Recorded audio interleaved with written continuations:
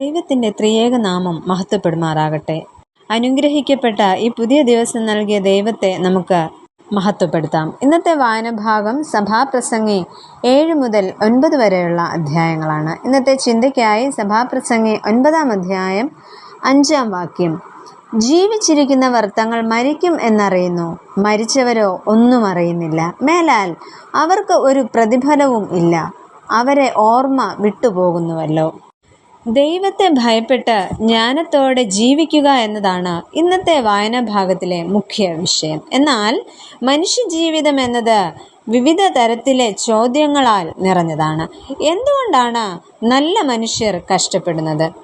എന്തുകൊണ്ടാണ് ദുഷ്ടർ വിജയിക്കുന്നു എന്ന് നമുക്ക് തോന്നുന്നത്? ജീവിതത്തിൻ്റെ അർത്ഥം എന്താണ്?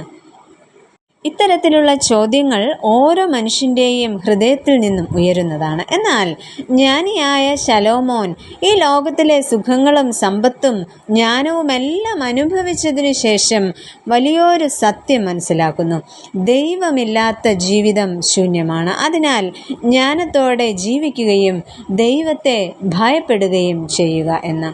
അതെങ്ങനെ നമ്മുടെ ജീവിതത്തിൽ അനുഭവവേദ്യമാക്കാം എന്ന് നമുക്ക് ചിന്തിക്കാം. ഒന്നാമതായിട്ട്, പ്രതിസന്ധികളെ ശാപമായി മാത്രം കാണരുത്.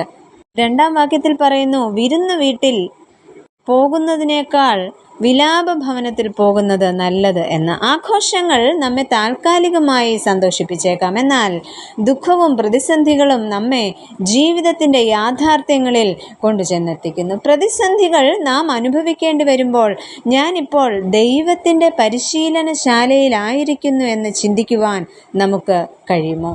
ദാവീദിൻ്റെ ജീവിതവും ജോസഫിൻ്റെ പൊട്ടക്കിണറും തടവറയും ദാനിയേലിൻ്റെ സിംഹക്കുഴിയും ഒന്നും ഒരു ശാപമായിരുന്നില്ല. പിന്നെയോ ദൈവം അവരെ ഉയർത്തുവാൻ ഉപയോഗിച്ച മുഖാന്തരങ്ങളായിരുന്നു. അങ്ങനെയെങ്കിൽ എൻ്റെയും നിങ്ങളുടെയും പരിശീലനശാലകൾ നമ്മെ കൂടുതൽ വിനയാന്വിതരാക്കട്ടെ, കൂടുതൽ പ്രാർത്ഥനയിലേക്ക് നയിക്കുന്നതാകട്ടെ, ദൈവത്തിൽ കൂടുതൽ ആശ്രയിക്കുവാൻ പഠിപ്പിക്കുന്നതാകട്ടെ, നമ്മുടെ സ്വഭാവത്തെ ശുദ്ധീകരിക്കുന്നതാകട്ടെ, അപരൻ്റെ വേദന മനസ്സിലാക്കുവാൻ സഹായിക്കുന്നതാകട്ടെ. നമ്മുടെ കണ്ണുനീരിൻ്റെ അനുഭവങ്ങൾ പുതിയ പാഠങ്ങൾ നമുക്ക് മുന്നിൽ തുറന്നു തരുന്നതായി തീരട്ടെ. രണ്ടാമതായിട്ട്, മരണം മനുഷ്യ ജീവിതത്തിൻ്റെ യാഥാർത്ഥ്യമാണ്. ഇവിടെ 9-ാം അധ്യായം 2-ാം വാക്യത്തിൽ, അതായത് നമ്മൾ കുറുവാക്യത്തിൽ കേട്ടതുപോലെ, മരണത്തിൽ നിന്ന് ഒരിക്കലും ആരും ഒഴിഞ്ഞു പോകുന്നില്ല. നാം എത്ര പദ്ധതികൾ തയ്യാറാക്കിയാലും നമ്മുടെ ജീവിതത്തിൻ്റെ നാളുകൾ ദൈവത്തിൻ്റെ കരങ്ങളിലാണ്.